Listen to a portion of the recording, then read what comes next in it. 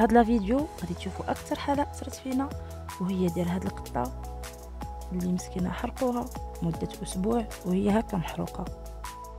من حنا توصلنا بها للاسف كان فات الفوت، والدود بدا كيخرج من رجلين ديال القطه.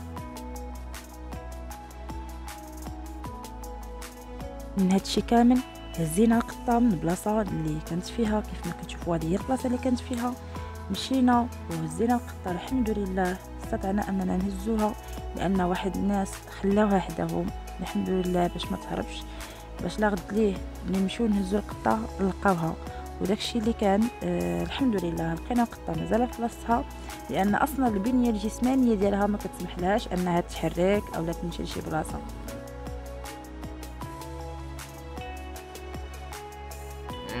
ما شاء الله، يا ربي يا ربي يشافيها. بعد ما هزيناها ديناها للفيتيرينير اللي كنتعاملوا معاه هنايا في فاس.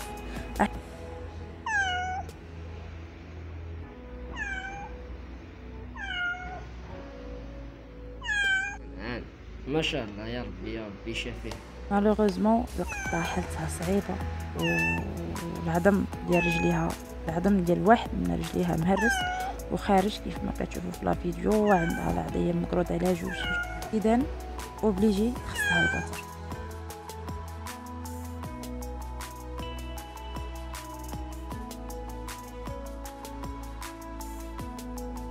الرجيله الثانيه فهي فيها تعفن، مي مالوغوزمون حتى هي قالنا الطبيب خصها بتر. يعني ايماجينيو معايا خصنا نحيدو لها الرجيلات بزوج، لان لا بقى ديك التعفن عندها في الرجيله الاخرى غادي يقدر يطلع لها الراس وتموت.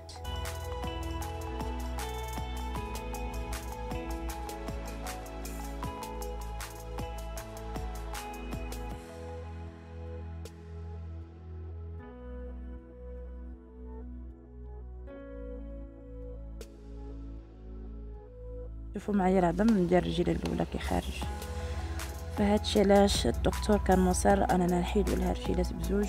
و هذه اللي عندها العظم ضروري خصها تحيد.